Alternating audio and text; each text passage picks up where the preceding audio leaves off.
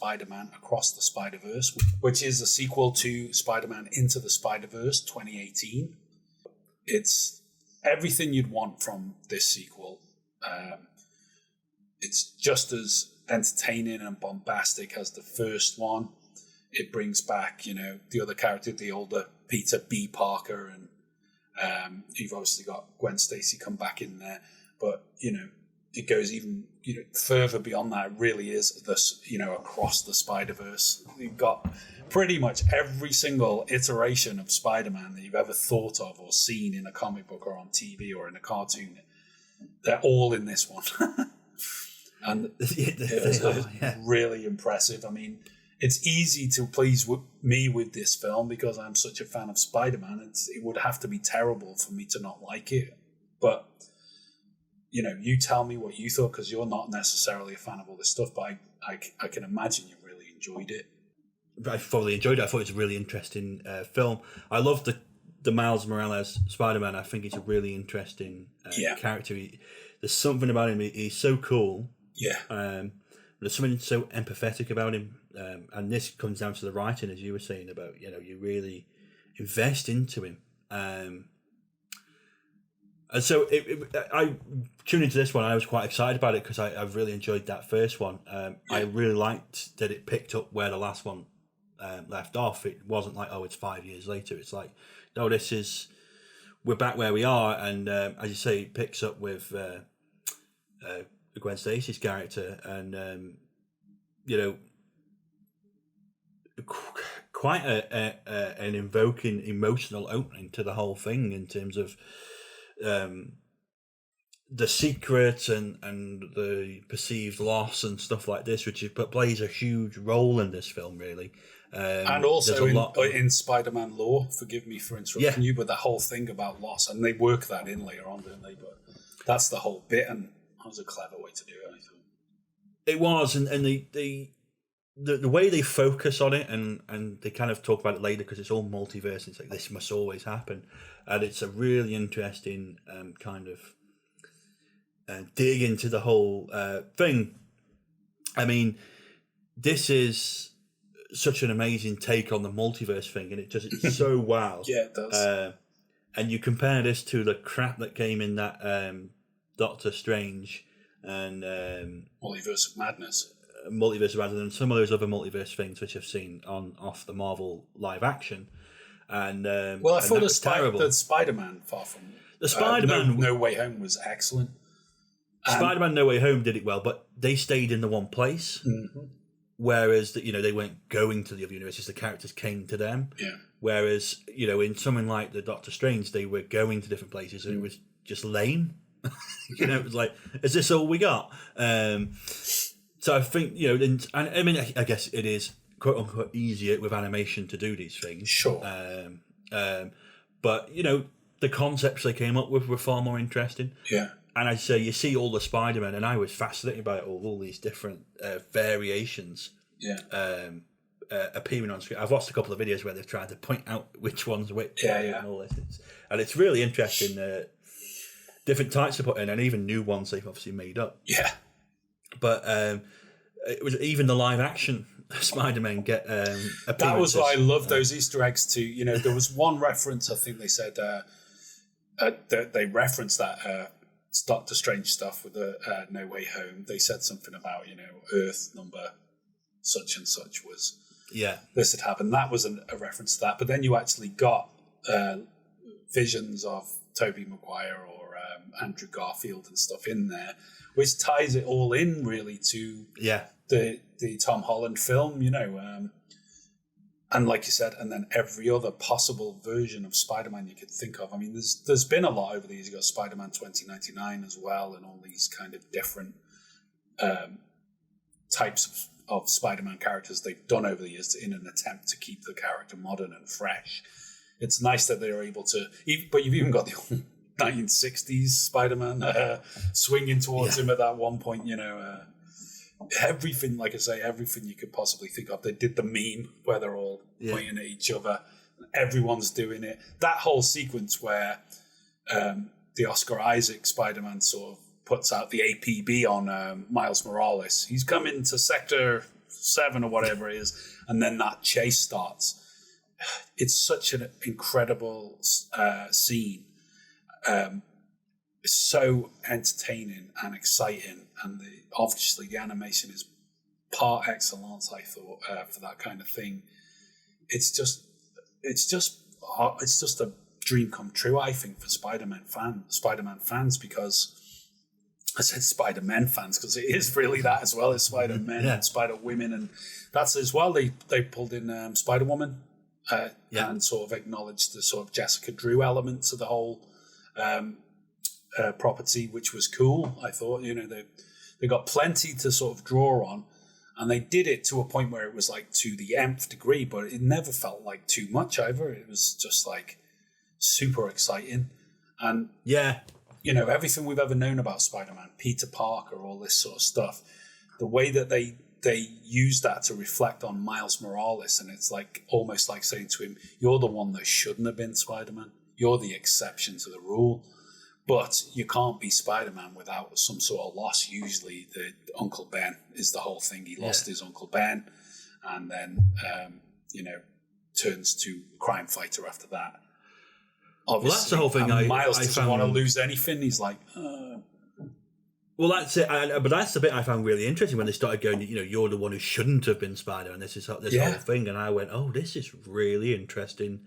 It's perfect. Kind of depth to it, It makes him the ultimate Spider-Man in that way. Yeah. But I say it's written extremely well. The voice acting is fantastic. The emotional beats are right. All of that is fantastic. But of course, the main selling point is it's such a visual treat, and the visual storytelling is amazing in something like this. Yeah. Because they managed to capture that emotion as well. They do. My favourite was Gwen's Earth, 65, because it's this watercolour, washed out style they use. Yeah. And it really evokes these kind of emotions and sadness. You just get drawn into it, and you're just like, oh, and it's amazing to look at. But it really is using the visual style to evoke the story, to evoke the what you're telling. It just, it reminds me of like books I would read as a kid, and the illustrations and that were very similar, and it just hit me with something with that. And I was like, wow, this is really like. I don't want to argue about this, okay? Yeah, I can tell. But then you jump straight into Indian Spider-Man, Pavid Prakbar, which was fantastic. Yeah. They captured the kind of the essence of Indian Bollywood cinema and stuff to me perfectly, without it being like some kind of caricature. And he was a brilliant character, really, really funny. This was a moment where they change something which breaks the rules of what they're supposed to do.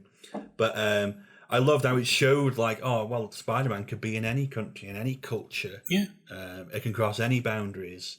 And, it was really, I just thought it was a really cool thing to do. Yeah. And so, they kind of started to do that with the first film, where you've got Gwen herself is, instead of being Gwen Stacey, the girlfriend, the ill-fated girlfriend that gets killed by the Green Goblin, she's the Spider-Woman or Spider-Man or whatever in her universe. So, yeah, I like the fact that they did that. It's sort of all-encompassing.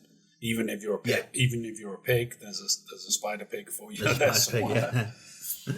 And obviously they separate the film into these like different art styles to kind of each Earth has a different style, which is really cool because you're flipping between the ones, and that's how they play you at the end with the little return home. Yeah, it's very interesting. Well, that was the thing that got me. I was so invested in the film by the point it got to the end. I was just so into it, and it sort of ended, and I was like, really? Has that been... Oh, yeah. I thought, because it's, in a way, it's like Empire Strikes Back or any of those great second part in a trilogy or in a series of films where it's going to end on a cliffhanger. So it's like, come back next week to find out what happened. Well, we're going to have to wait, I don't know, maybe another 5 years before they get the next one. Oh, no. Hopefully not. Oh. it's only a year. It's out next year. Yay! But that was the thing. It ended, and I was like, no, I'm in the middle of this. I need to. Well, I felt the same as well, because I was sitting there and I had, the time had gone so quick and didn't even realise. I didn't feel. And then it was only like there was like 2 minutes left of the film or whatever that we went. How long's this got left? And realising that they're not going to wrap this up, and then it was like, oh yeah, it's got like 4 minutes left on the runtime. And well, as it came to an end, I was right. What's going to happen next? And it's like, that's the end of the film. You're going to have to watch the next film. And I was like, oh. And that's when I realised the time had gone, and I was just like so into it. It was like, oh. It was only then that it clicked into me, because I was like, oh yeah, of course they're doing the 3 films. They'd said about them splitting this up, and then I was worried about, is it going to be 4 or 5 years, like you say, And then it was like, oh no, they've done them at the same time. It's going to come out next year. So it was like, oh. Super but cool. I think that played into something I noticed about it, because, and this is the same as the last film. I will probably play a little bit into the next film we talk about, the Ninja Turtles. I think there's something about this, that the style of these films, it changes a lot. There's these different styles and stuff. Almost scene to scene, stuff changes like that, and it's very pacey. And I think this taps straight into the modern audience, if we're talking like Gen Z, Gen Alpha, the audience that's TikTok. Things changing so quick that kind of change of your doom scrolling on TikTok or Instagram or something like that, which kind of taps backwards in a slower form into like the MTV generation of the 80s and stuff. But it's a very youthful film. It's a very forward-looking film, and of the moment, it's really not looking backwards in terms of how it's made, its production values. And it reminded me when we had a discussion about the pace of cutting in Oppenheimer, and how that cut very quick and moved. And then I was thinking about, it's the thing that's happening now. The things that a lot of films that cut very quickly, they move very fast. They've got almost a postmodern edge. They're very nodding and winking towards the audience. And I mean, like, some of this is obviously kind of inherited from Marvel's kind of take on cinema in the last 10 years or stuff. And it did make me think, like, is this style? Is this what kind of the blueprint of cinema in the next decade is going to be? Is this where we're going to be leaning, this very quick, almost montagey, that style which we've seen in cinema before? But is this where people are going to lean? Is what I'm thinking, and I think it's interesting where it'll go. I think you're right in that terms of it being aimed at younger generations, and in that sense, I think yes, but there's also a place for these kind of films where it's just one static long shot for 10 minutes as well. Yeah. There'll always be that, but yeah, I absolutely agree with you. I mean, they don't look... Well, they look back in the sense that it's all inclusive. Like we said, we've even got the 60s cartoon Spider-Man in there. They know where they're coming from, but yeah, they just keep going forwards and unfurling everything at a rapid pace with all these different animated styles that just that's one of the appealing things about the film. It feels contemporary. It feels very new. It feels like you haven't seen this before.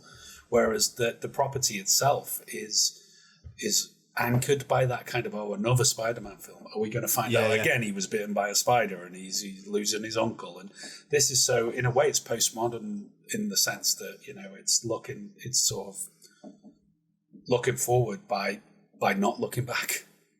Yeah, and saying, actually, this one we're going to do this with.